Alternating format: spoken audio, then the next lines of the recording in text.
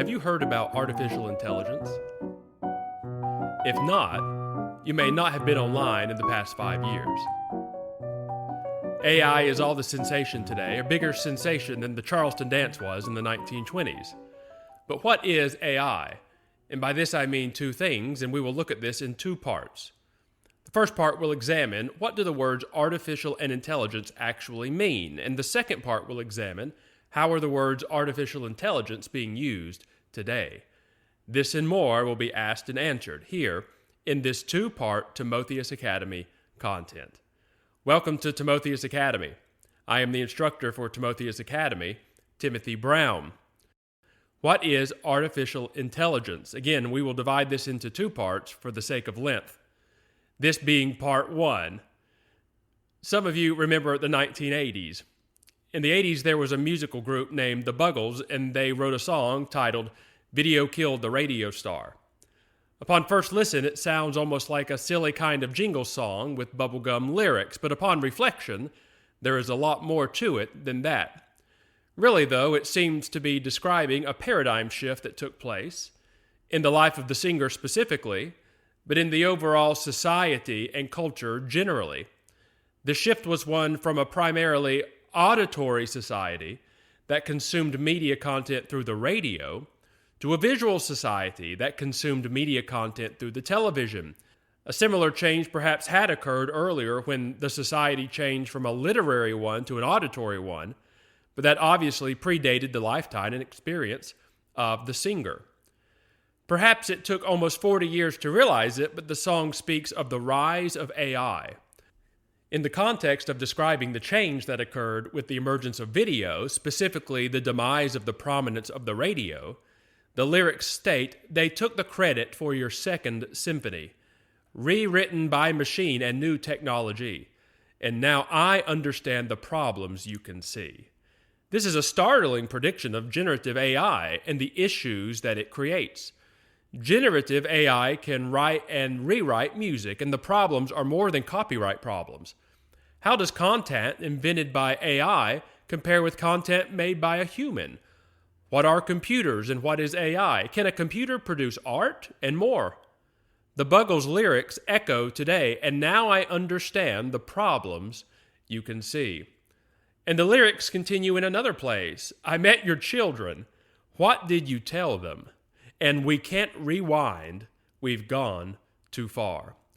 Whatever AI is, we can't go back to a time where it didn't exist, meaning we cannot hit rewind on the world's timeline to a time where AI didn't exist. And time travel isn't possible. Now, some of you might say, how can you make such a claim? Time travel may be possible one day, and you just don't know that. No, there will never be a time when time travel is possible.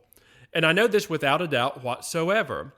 Because if time travel was possible in the future, irresponsible and reckless people who had no business operating an espresso machine would have already climbed into their time machine in the future and would have been appearing to us throughout our entire lifetimes, even today. I don't say that time travel is impossible because of my knowledge of physics. I say that time travel is impossible because of my knowledge of people. If we can't rewind like the Buggles say, perhaps we can fast forward from 1980 to today. And we can say with them, "And now I understand the problems you can see." We have seen no less than a cultural shift ourselves with the advent of what is being called AI. But seriously, what has occurred with the development of what is being called generative AI, what has been done by programmers, is like what was described by Ian Malcolm, the scientist in Jurassic Park, as played by the one and only Jeff Goldblum, who has a way of delivering lines. I will try to say these lines like he said them in Jurassic Park, but not so much impersonate him.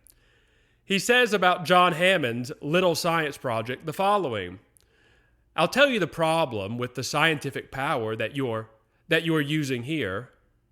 It didn't require any discipline to attain it. You know, you read what others had done, and you took the next step. You didn't earn the knowledge for yourselves, so you don't take any responsibility for it. You stood on the shoulders of geniuses to accomplish something as fast as you could, And before you even knew what you had, you patented it and packaged it and slapped it on a plastic lunchbox, and now you're selling it. You want to sell it. End quote. And so whether we look to the Buggles or Ian Malcolm, we have life imitating art. Think about that for a moment. Life imitating art.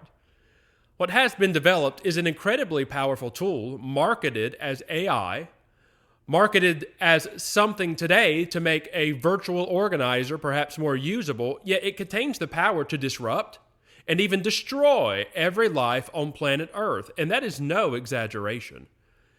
And so given that Pandora's box is already wide open, why don't we at least discuss what has been unleashed? What is AI? And as I said previously, by this I mean two things. First, what do the words artificial intelligence actually mean? And second, how are the words artificial intelligence being used today? Again, these will be examined in the first and second part of this Timotheus Academy content, respectively. To state what is beyond obvious, artificial intelligence combines the words artificial and intelligent together. And I know this is so profound, I should be a politician. But seriously, our society today goes around using words that they do not know the meaning of, or rather words the meaning of which they know not, for the grammar professionals out there. Words are often hard to define. Many of Plato's dialogues feature Socrates trying to discover the true meaning of words, like courage, or knowledge, or justice. Words like justice are hard to define, and sometimes they are used without their having been defined previously, while at other times they are used with a definition completely foreign to them. Book 1 of Plato's Republic contains Socrates discussing the meaning of justice, and at location 341a, he receives the meaning according to Thrasymachus. I quote, "I say the just is to do what is for the advantage of the stronger." This comes from the Perseus Digital Library. Is this justice? Of course not. But what Thrasymachus argues is that this is exactly what justice is. This reminds me of the film based on the book by Morgenstern. Of course, I am referring to The Princess Bride, which features a character, Vizzini, who repeatedly shouts inconceivable, but uses the word in ways that clearly are outside the correct meaning of the word.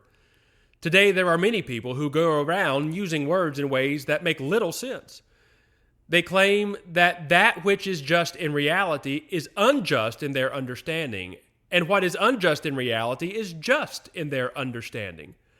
So then it becomes necessary to actually define the words we use, which is a shocking idea, I know. It is hard to do so, and people don't want to do hard things, and so they assume that words mean something, and then go around using them, oftentimes incorrectly. The primary words we need to define are the words artificial and intelligence. What do these words mean, and how do they modify one another when they are put together?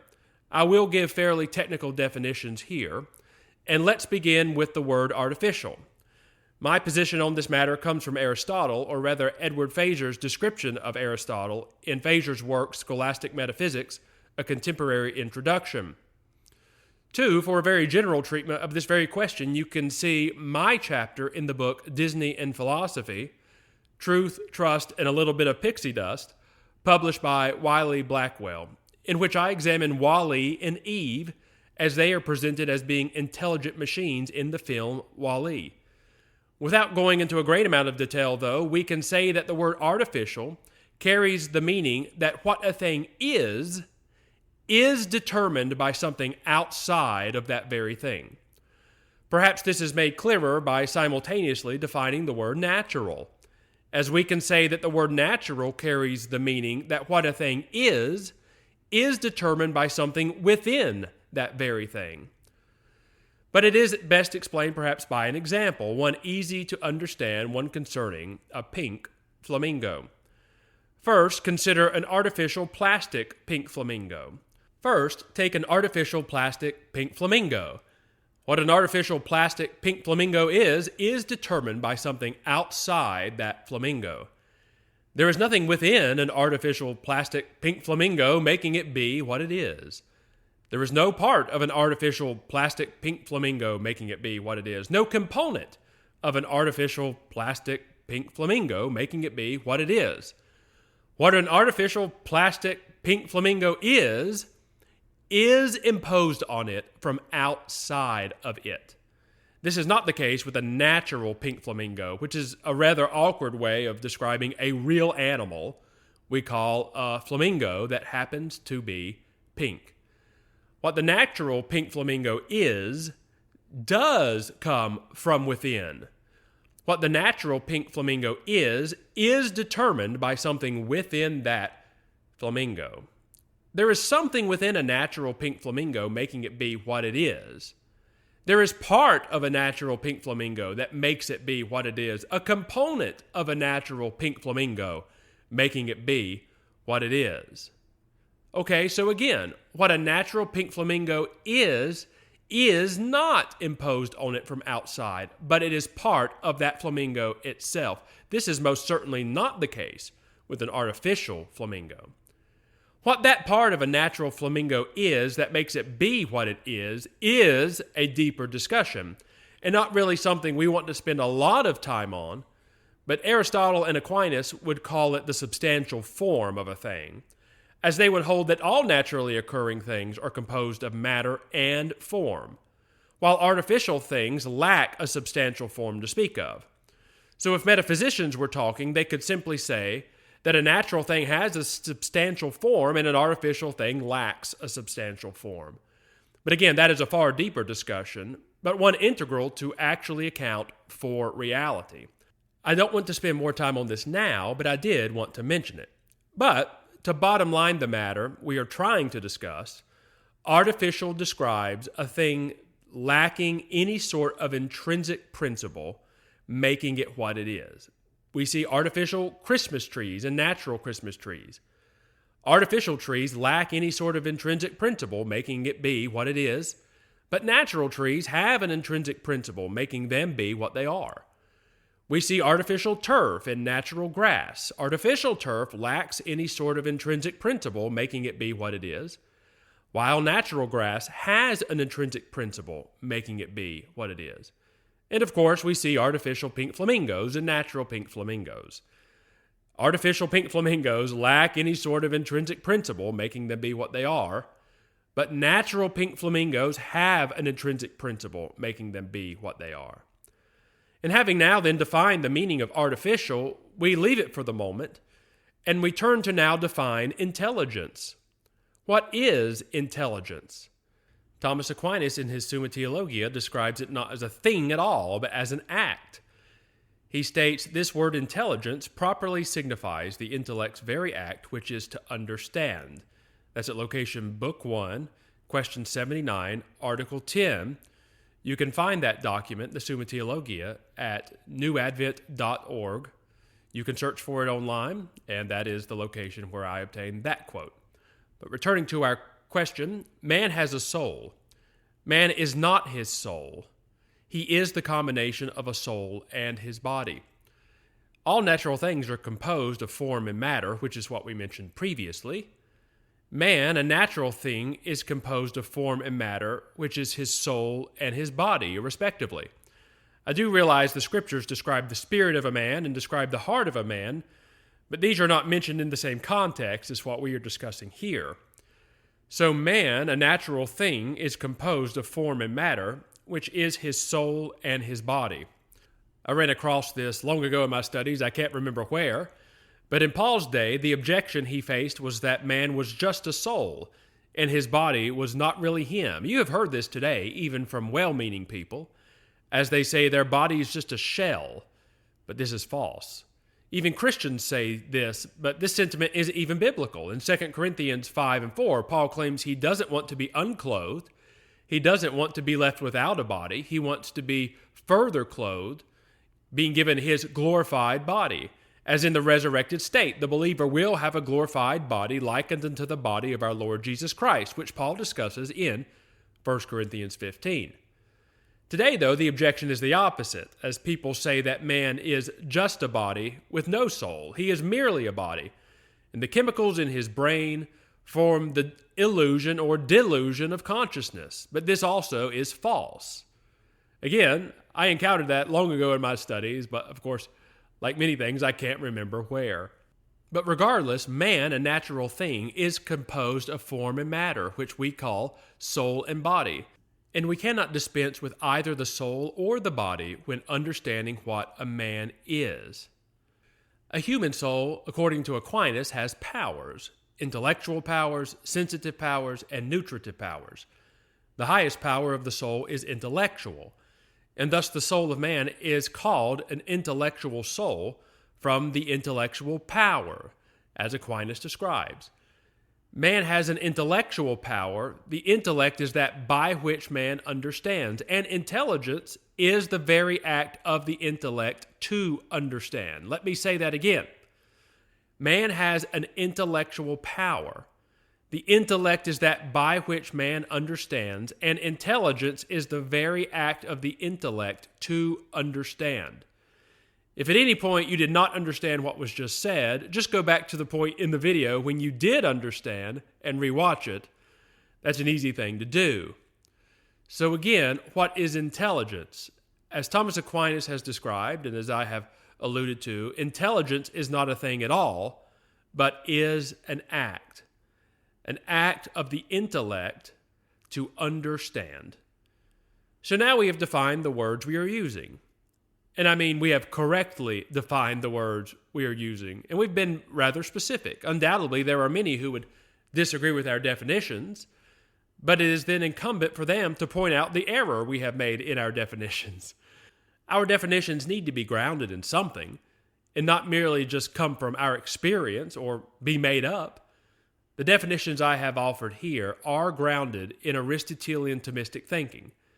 We can say that the word artificial carries the meaning that what a thing is determined by something outside that thing. And again, as Aquinas has described, intelligence is the act of the intellect to understand. It is not a thing at all, but it is an act, the act of the intellect to understand. And so now we have come to the end of the first part of this Timotheus Academy content. In the second part, though, we will examine how the words artificial intelligence are being used today. I hope this content has been very helpful to you. Please be sure to check out the second part of this content now or later. And please be sure to visit TimotheusAcademy.com for links to more content. There is a place on the website that you can sign up for the Timotheus Academy email circle. And please consider sharing this content widely in your own personal network. And as always, I hope to see you again soon at Timotheus Academy.